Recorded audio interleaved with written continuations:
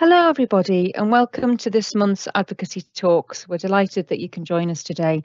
We're very lucky to be joined by Peter O'Toole, who is the Head of Counselling, Wellbeing and Emotional Support with NCBI, and I will pass you over to him in a minute, but I just wanted to let you all know that we do have a Q&A function available, so if you do have any questions that you'd like to put to Peter, please do put them in the Q&A there so that we can ask him at the end.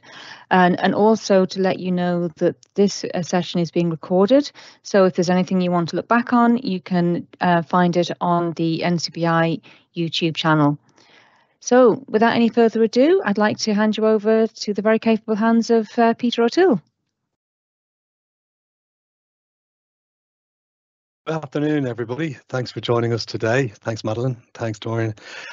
Today's talk is entitled Mental Health is a Human Right. And just to give you an idea of what I'm going to go through today, I want to obviously start at it from an advocacy perspective, give a little bit of insight into the most recent World Mental Health Day perspective and what that means from an advocacy basis, talk a little bit more about mental health being a human right. Then I'll probably slide into a discussion on mental health in general from the perspective of the work we do here at NCBI, the work I'm responsible for, and then maybe have a little bit of a talk about the services that we provide from that perspective as well. But I will follow through. I mean, as you'll know, mental health, emotional well-being is my area of expertise. Advocacy being Madeline and that team's area of expertise as well. But we are starting to loop in and crisscross over a lot more over the more recent months as well. And I'll give you an idea of what we have been doing.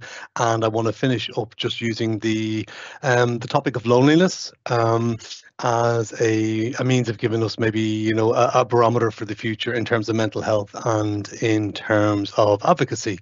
So, not too long ago, just about 2 weeks ago, on the 10th of October, we had World Mental Health Day. So it's a World Health Organization initiative. World Mental Health Day is one day every year that's used as an opportunity for people and communities to get behind a certain theme. So the theme this year was mental health as a universal human right. And the outcomes of these awareness days are basically to improve knowledge, raise awareness and drive actions, actions in particular, to promote and protect everybody's mental health as a universal human right. So from the World Health Organization perspective and the day we celebrated on the 10th of October, it's looking at mental health as an important and basic human right. And I suppose, driving home the point that everyone, regardless of who they are and where they live in the world, that they have a right to the highest possible level of mental health. So it's backing up that message that there is no overall health without good mental health as well. And if we're talking about it in terms of, human rights, this includes the right to be protected from mental health risks in the first instance. But if you're dealing with mental health or emotional health issues, is the right to available, accessible, good quality, acceptable, appropriate and affordable good quality mental health care. And the right, if you are within the system, to independence, liberty, and to have an overall inclusion in the community at large as well. So I know that is, an area and a right in itself that will strike a chord with many here today as well. Look, good mental health, as I said, it's vital to everybody's overall health and well-being, regardless of the other challenges they face in life. It's a basic human right, but 1 in 8 people around the world are living with mental health conditions, which, it's a huge number, impacting their physical health, their relationship, their connections with friends, family, isolation, their livelihoods, their ability to make money and work as well. And as you'll know yourself, mental health conditions are affecting an increasing number of adolescents and children themselves. So the overall message of this awareness day was to state that having a mental health condition or an emotional health condition should never be a reason to deprive a person of their human rights or to exclude them from decisions actually that are about their own health in the first place as well. So there are a number of guidelines, and we can get that out as an accompaniment to the video that's going to go out, and I'll also make sure Madeline has a copy. But the World Health Organization has a set of objectives proposing, setting a clear mandate for mental health systems in order to make sure that they adopt a right-based approach. The rights-based approach is ensuring that patients or anybody seeking mental health care or emotional health care as well is an active participant, as opposed to a professional or somebody further up the line deciding what's best for them without any say on their behalf. It also, looks at the legal provisions that are required to promote the whole history of deinstitutionalization, which we have, unfortunately, a poor history of in this country, and we've come a long way, and certainly in a number of less developed countries, Eastern European countries, mental health institutions will be of a far inferior quality than we are here. So we've got a lot to learn here, but we've also got a lot to teach the rest of the world, I think, as well. And we also need to look at how laws can address stigma and discrimination amongst people dealing with mental health difficulties, and also to look at measures on how we can eliminate coercion or people being railroaded into treatments or an avenue of support that might not be something that they would pick for themselves as well. So the bottom line here is that mental health is growing as a public health priority. Probably not growing fast enough, but it is growing as being viewed as a public health priority and also as a human rights imperative.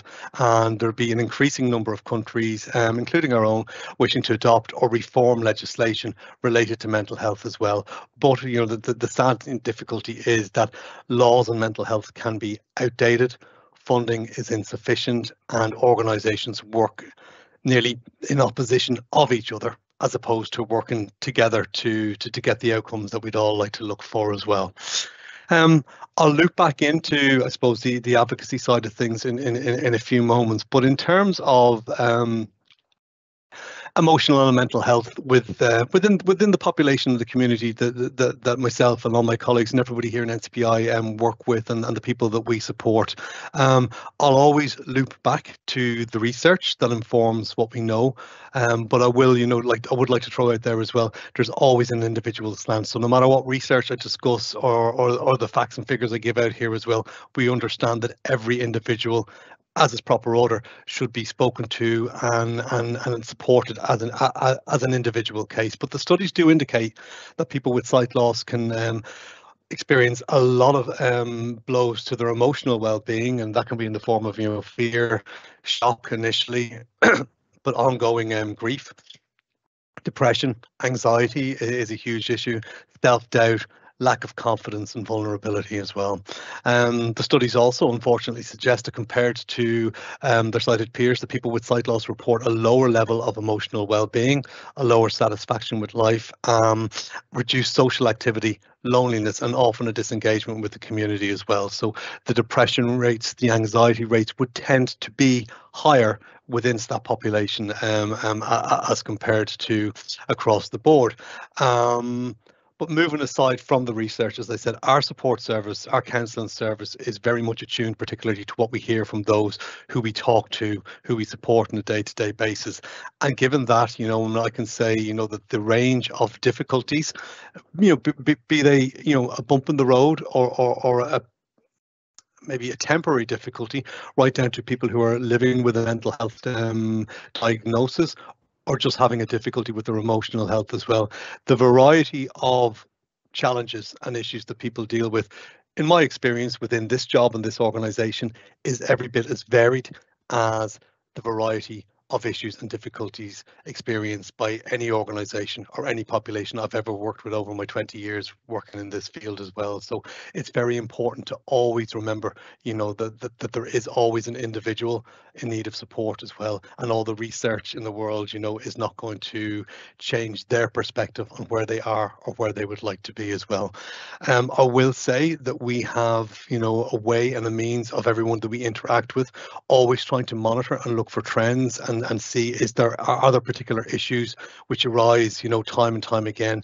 And without fail, for the last 18 months that I've been here, and in all of the years I was working with fighting blindness before, it will tend to be the same three issues which present over and over again. It's anxiety, nearly always number one, disempowerment, and loneliness and isolation. They're the three that factor non-stop. They were factoring heavily into being the most prominent issues with people we talked with prior to COVID. They were really, really prominent throughout COVID, and it looks like those three as the top three difficulties faced by the people we support are still very much, those three as well. So in terms of talking about, the difficulties, it's important to speak about what it is that we do here. So in my own department here, the Counselling, Wellbeing and Emotional Support, our two core services are the counselling service and our connection network befriending service. So they kind of run side by side.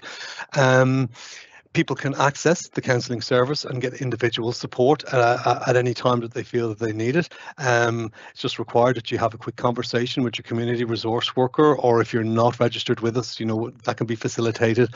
A discussion about how things are at the moment, how you'd like things to be, and if it's appropriate, and our service is the best equipped to look after that, we'll provide access to short-term counselling. Now, we're probably at the moment busier than we ever have been, which I don't. Sometimes it's hard to know if that's a good thing or a bad thing. It's a good thing in the sense that people know where we are and they're reaching out to us, which is always positive. Connection Network, it's not a counselling service, but it's a means of matching lonely or isolated people up with one of our amazing volunteers on a weekly basis, whereby they have somebody just to have a general chat, talk about mutual interests and reduce the isolation. Apart from those two core services, we're trying to elaborate all the time. The department's only been here for a year and a half. We're moving onwards and upwards. So we have a number of social events that we tried out this year. We've had a series of nature connection, getting out into the natural world that we've run throughout this year and hope to continue next year. We have a number of peer groups, largely online. That's the legacy of COVID. And special interest groups, and they exist in other organisations as well, and hopefully maybe in the future we might move to more in-person groups as well. We've a range of well-being courses that we're trying to provide, and essentially as time goes on, under the umbrella of mental health, mental well-being, emotional health, emotional well-being, we'll be looking at seeing what people are looking for, rather than always narrowing everything down to just counselling, or just peer support as well. So we're open and receptive to ideas. Every new thing that we've done so far started with an idea, often with an idea that a service user has brought to us, and we've tested it out to see how it works and if it can work and if we can sustain it. So always welcome to hear about what you'd like to see, and if it's within our power to do it, we'll try our best to do it. So moving on from our particular services, and maybe just to talk about Ireland in general,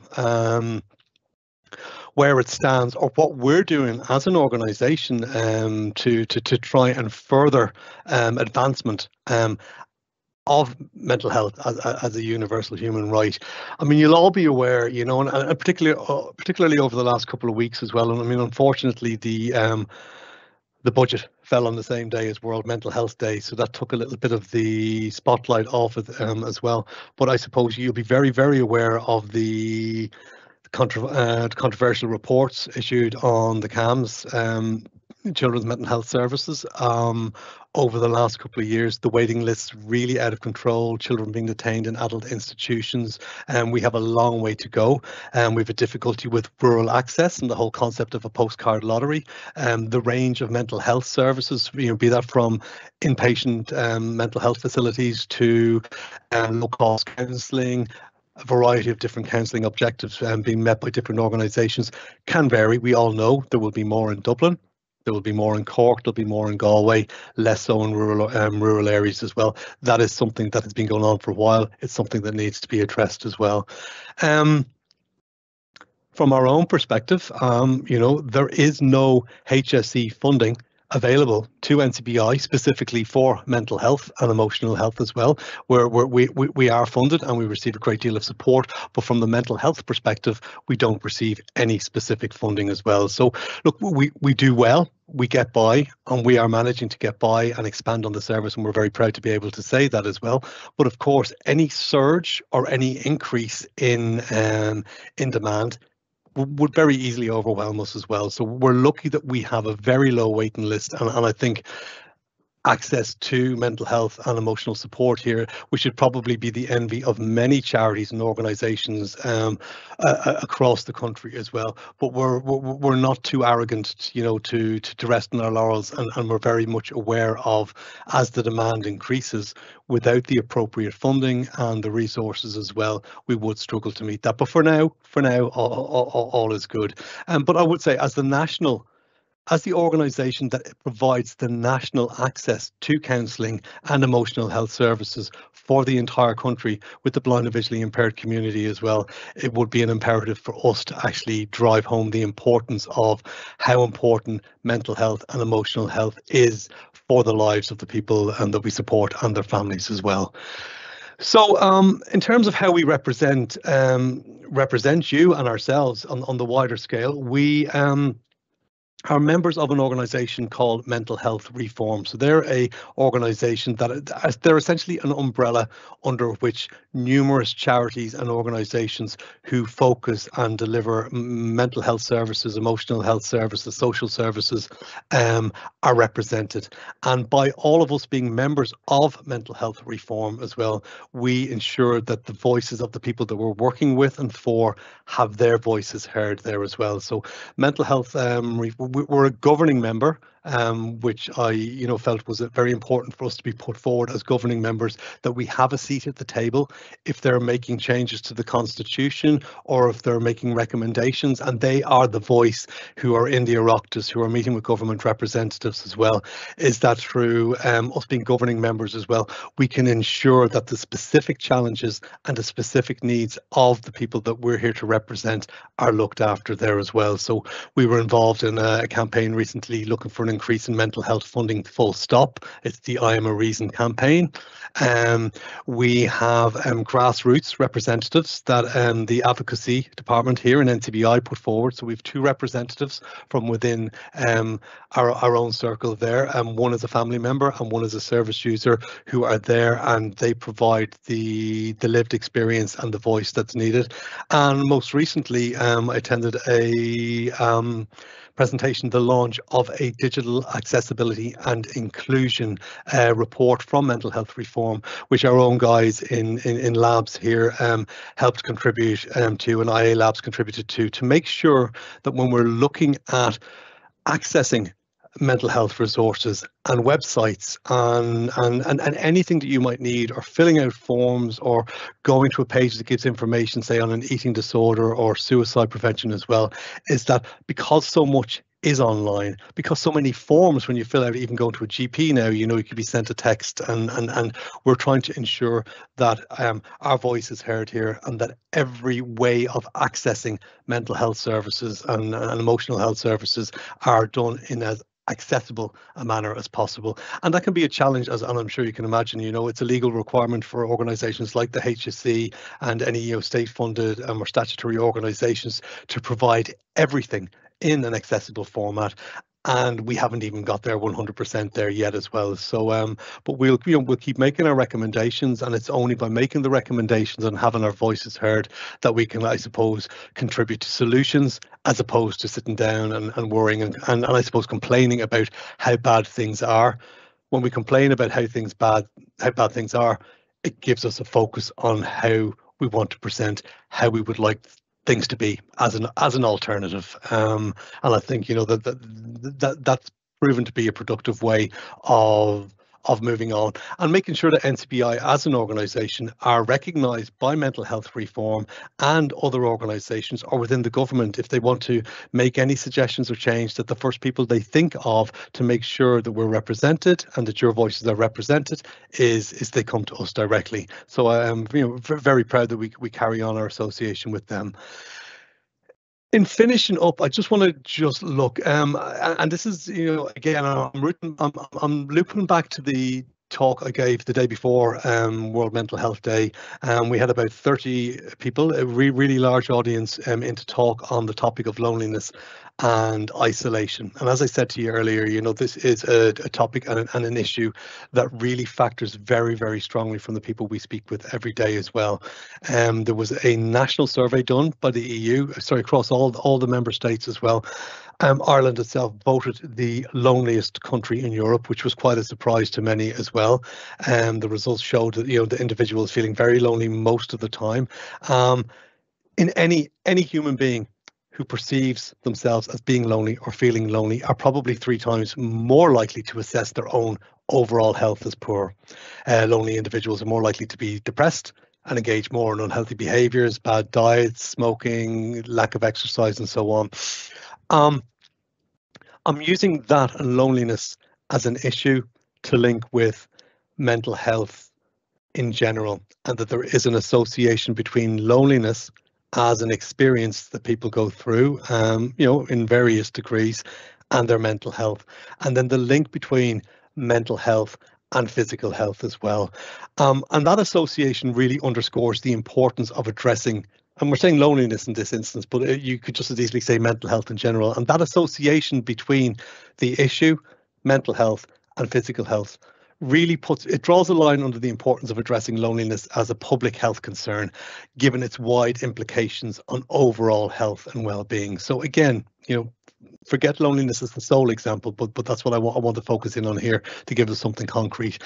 Also, if you look at something like loneliness and isolation as a social issue, okay, the EU survey found that lonely individuals more likely to exhibit a reduction in trust in people and to withdraw from political participation, and also, you know, people who are feeling lonely or in poor mental health are less likely to engage in advocacy for their community, for their own concerns, or to be part of a wider community that addresses the difficulties that they might be experiencing as well.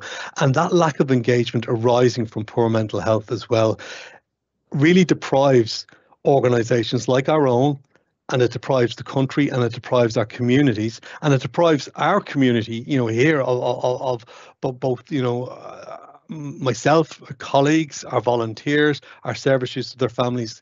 You know, the mental health issues are going to deprive us of having as strong a voice as possible to advocate for everything that we need to do to make the lives of blind and visually impaired people and their families as productive, to gain access to better transport, better employment opportunities, better street access, better infrastructure as well. So, you know, mentally healthy people are more likely to be more socially engaged, and more socially engaged people are likely to come together and find solutions to the problem. So it really does have a ripple effect as well. So when we look at something like loneliness, addressing loneliness in itself might therefore help promote, you know, civic and community engagement and cohesion amongst particular communities there themselves as well. So really just wanted to make, you know, a final loop back in that sense between, you know, where does advocacy and mental health, and where does mental health intersect with physical health?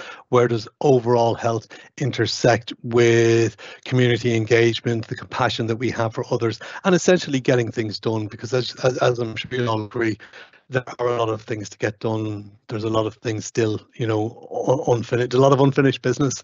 And I suppose to get the message out there to anyone listening today or at a later stage as well, is that if you are struggling with your own mental health or your own emotional health as well, obviously, you know, I would say please do link in with your GP in the first instance as well, but have a word with your community resource worker or whoever your main conduit into NCBI services is. At the very, very least, we can arrange for you to have a conversation with myself or one of my colleagues as well. Just because you speak with us in the first instance doesn't mean that you're committing to counselling or that you need it. Sometimes a conversation based on what's not working well for you and what you would rather to be, you know, a more ideal situation for you. That conversation with us can hopefully be a good place to start. And if we can't provide it, if it's beyond the realms, or if it's very, very specialized services, maybe not necessarily related to sight loss, but maybe, you know, past difficulties or other challenges, what we'll certainly do is, rather than just say, sorry, that's not us, we have a no wrong door approach here, and we will work to try and find out, if it's not us, who is it as an alternative as well, and stick with you until we know that you've got the type of support that you need. So That's pretty much me. Everything I had to say for today. So, I mean, I'll pass it back to Madeline there. If there's any questions, I'm happy to answer them. And again, if there's something you think of at a later stage with regards to this, whether it's from an advocacy or a counselling mental health perspective as well, you know where we are. We're not going anywhere. So just make sure that you do reach out and let us know how we can help you. Oh, thank you so much, Peter. That was a really informative talk you gave us there. And I think there's just so much to take on board. And as you say, it is quite shocking, isn't it, really, that the amount of mental health that is associated, particularly for people who are blind and vision impaired. So it's obviously a really big challenge for us to deal with as an organisation. And it just struck me there, obviously loneliness and isolation being such a big part of that. And I think in terms of an advocacy perspective, it just, as you were saying, it really highlights the need to get out there and kind of show the world, if you like, Ireland in particular, what people who are blind and vision impaired can do and how valuable, they're great members of society, then how given opportunities can engage and be part of their community. And I think, that hugely help to tackle some of that issue of loneliness and isolation, because it is that sort of sense of being excluded, isn't it? I think that it is a problem. And I think the important thing really is as well is trying to model, from the smaller out to the larger. I mean, again, it would be very easy for me as an individual manager, to say, well, this is all my responsibility, counselling, mental health, social engagement, peer groups, getting out in nature, loneliness, it's all ours. But the fact is, I don't exist here, nor do my team, in a vacuum. And it's by having the benefit of having varied teams around NCBI, the advocacy included, Madeline, we've started to have more interaction as well. And it's to share the responsibility, if there are ongoing and persistent difficulties that the people we're here for are experiencing as well, that we're more likely, in working together within the organisation and within the departments to come up with a solution, which I think we're getting really good at. But that also models the behaviour then that we go out and we speak with other organisations. With mental health reform, it's a great place to go because you can speak to other organisations and say, this is what we're doing. Have you tried this? And it might not be an idea you've ever considered. But also as well, you start linking in. And if there is a project, and let's take loneliness for an example, if there is a project that we embark on that decides to try and reduce loneliness as well, the likelihood is that we're going to need to link in with the HSE. We're going to need to link in with the men's sheds and day centres and transport companies, Irish Wheelchair Association, whoever they are as well, because there are lots of people doing good things as well. And by, I think, having the conversation in the first place, as I said at the loneliness talk in the first instance, you could rewind back 10 years and you did not get a group of people into a room talking about suicide and self-harm. We all knew it existed. It impacted all of our lives and all of our communities, but we didn't talk about it. Loneliness is a good example because people don't talk about it. There is a stigma, and I think we're moving in this country away from being deeply uncomfortable with speaking about the things that are bringing us down and looking at ways of getting, towards a better future. But I 100% will be behind the ethos is that it's a collective responsibility. It's everybody's responsibility, from under their own roofs at home to their families, to their friends, to their neighbours, right down to the organisations. And I suppose, when you start it small and you're coming from a place of linking in with other people and organisations as well, that gives a really good message and a united front when you take things to legislation or you appeal for funding, or like with mental health reform there, the 40 people out saying, I am a reason. Everybody had their own reason as well, but it's a nice feeling of community as well. And I think strong communities build strong mental health as well. That's pretty much a given as well. So I think that's something I'd really like to see us kind of get behind, all of us, get behind and champion. Absolutely. No, I think that is so important. As you say, we don't operate in a vacuum, and often, we hear all the time that people just don't know what is available to them, what's going on. So the fact that, that we are not just operating in isolation, that we're letting people know what else is happening for them, that they could be part of, I think is so important. Just one question that's come up there, and you may have already covered it, but just was wondering, does the service that you provide deal with just adults, or can children avail of the service as well? At the moment, and we have a difficulty across the board, is our counselling service is for over 18s only. There's a real difficulty, as you'll all know, in securing counsellors who are insured or available to work with children in the first place, much less have that special expertise. And working with children with a sight loss diagnosis as well is something we're actively trying to see where there will be a solution. But again, that will be based on funding and resources and so on. We will speak with parents, and we do speak with parents all of the time. We have a very active children and young persons team. Tony and all her team there as well do marvelous work as well.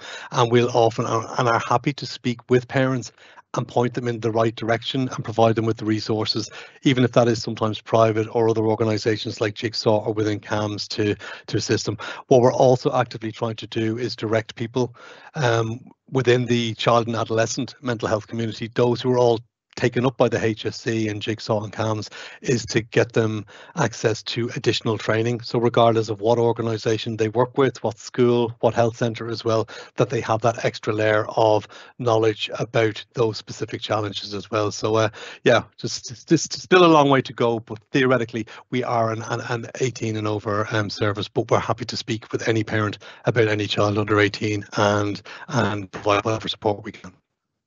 Oh no, that's good. That's good to hear. That things that maybe hopefully going to move in that area, because I think it is important, isn't it, to realise that some of the challenges faced by children at any age, but with sight loss, some of those needs are going to be quite specific, really, but due to the sight loss, I think.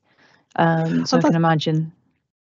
Yeah, and again, I mean, with younger children, I mean, of course, it won't necessarily be counselling. It could be play therapy or a different type of therapeutic approach as well, which requires, specific specialists as well. And those specialists sometimes might not want to work with somebody who has, those additional needs and challenges for fear that they don't have that expertise again.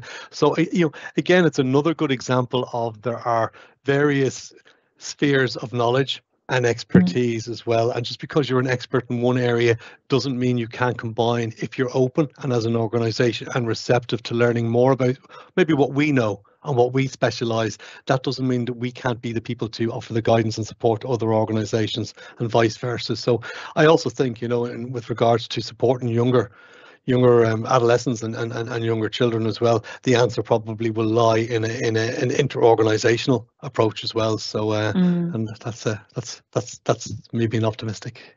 Well, it's good to be optimistic. Yeah, we try. We live in hope, don't we? Moving forward. And I guess it kind of brings me on to another thing, which was you mentioned that the counselling you provide is kind of a short term, and I guess just to kind of to drill down, what does that mean? I mean, is it that you can provide a certain number of sessions to people, or what does that look like in terms of? Well, we've moved away, I suppose, from the older approach to counselling, and also, I was supposed to fall in line with, the fact that we, are a charity with increasing numbers of people looking for the service. There may have been an older approach in the past where there was an open-ended approach. So what would happen is people would maybe come into a counselling relationship and stay in it for years and years. Ours, we say up to 10 sessions of counselling, based on the fact that we know that number of sessions is workable. It's proven to work. Average person stays with us for about 6 or 7 sessions as well. But the aim is to address what the difficulties are at the moment, to assist and guide people in getting to where they need to, whether that's learning the skills they need to, looking at their responses, maybe looking at opening themselves up to talking to their family or friends, whatever the case might be as well. And then we bring that to a conclusion where they feel, yep, I think I'm in a position to deal with the issue I'm dealing with now at the moment as well. And of course, if anybody ever needs to come back to us at a later stage, if they find that they've had a bit of a setback or another bit of a difficulty, that we can actually provide access there too as well. But by working along that model as well, it means that we're empowering people to look after their own mental health with the guidance, and then, go out and put that, what they've learned and the skills they've acquired, into practice with the safe knowledge that we're still going to be here if they need us again as well. And it also means that we're not only speaking with the same 20 people, for 2 years in a row as well, that we have the facility to, as more and more newly diagnosed people come to us. And as we all know, the amount of referrals into NCBI has skyrocketed as well. It gives us the ability to have the service as it is at the moment, where we're not keeping people waiting for 7, 8, 9 months in order to speak to somebody as well. You know, on a very, at our level, best, generally we're waiting 2 to 3 weeks, which is pretty much unheard of as well. So how we're operating at the moment is working well for the clients we work with as well. And again, we will segue as well. Just because somebody's finished with their counselling doesn't mean that we don't have the provision to maybe refer them over to vision sports. You know, activities and being part of a team and being physically active can be exactly what somebody's looking for, or the befriending service, or one of our courses, or as we were like last week, you know, out in the woods, you know, get in touch with nature as well. So we're always looking at providing access to a number of different services and not letting, you know, anyone just sit in isolation as well. Yeah, no, I think that's really important, actually, isn't it? That, as you say, it's giving people the skills to then be able to look after their own mental health going forward. But as you say, knowing that there is someone there available if they need it in the future, and I think that's a really good way of looking at it. So it's fine. Just the final question that's come in there is just around is there any kind of access to any counselling for family members of people who are blind and vision impaired? Because I know obviously that can be a huge trauma if someone, you know, has a sight loss, that of course it affects the individual that's lost their sight, but it also has huge impact for family members, whether it be a spouse or children, having to deal with the changes that brings to a family's, you know, life when you're living with somebody that's had a diagnosis of sight loss.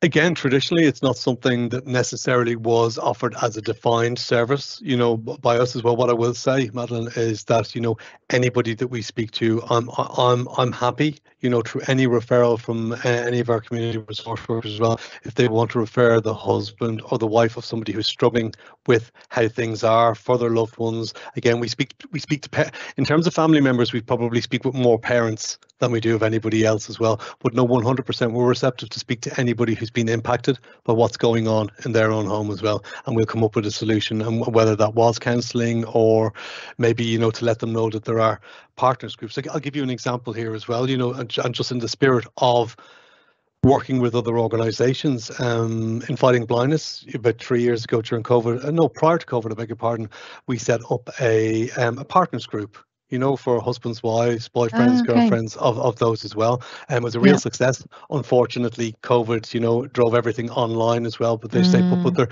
So there's a re-emergence of that. So Fighting Blindness at the moment, we know, are providing a partners support group where people can come together, you know, on a regular basis to talk about how it's impacting them, speak to others in similar situations. A lot of them will forge friendships and meet each other outside of that as well. And we know, you know, because I can put my faith in that group, having been part of setting it up as well, that if they're focusing on that, we can focus on something else. So we would try with other organizations who have a similar remit to ours as well, to make sure that we're not both sitting doing exactly the same thing as well. And, you know, if one organization puts together a peer support group, say for age-related macular degeneration, well, then I know, well, maybe we need to put together a group, say for argument's sake, Charles Bonnet syndrome or something like that as well. And we're maximizing by speaking to other professionals and organizations the likelihood that if something isn't done, that somebody is doing it somewhere. And if it's not us, we signpost people over there, and hopefully they will be signposted back to us if it's our area of expertise. And again, you know, it's everything is about relationships at the end of the day, professional and personal as well. So keeping ourselves, you know, as an organization and as the people who work within this organization, keeping ourselves open to other organizations' best practice and their suggestions and speaking with them as well, I think really pays dividends at the end of the day, and make sure that we're covering as many of the bases as is possible to do, you know. Absolutely, that makes total sense. You know, we can't, you know, as you say, with limited resources, we need to be smart in terms of working together and making sure that there is a broad coverage of services for people. If we can't do it, that somebody else in all likelihood is doing it. So I think that's brilliant. Well, I don't have any. Exactly. That's the way we want to be, isn't it? You know, all working together. We're all wanting the same thing, I think, in the end of the day, all these organisations, and it's just so important that we do collaborate. Well, I think I don't have any more questions there for you, Peter. So thank you so much for talking to us today. Thanks for asking me on. You're very, very welcome, and we're delighted to have you. I just wanted to remind people that, as I said at the beginning, this session has been recorded. So if you would like to look back at it, please feel free to do that. It will be up on our YouTube channel in the next day or so. So you can find it there under Advocacy Talks, and I'm sure you'll be worth listening to again, because there's so much useful information there for people. Thank you just so much again, Peter. Thanks very much. Thanks everyone for joining us. Cheers. Thank you. Bye-bye. Bye-bye. Bye.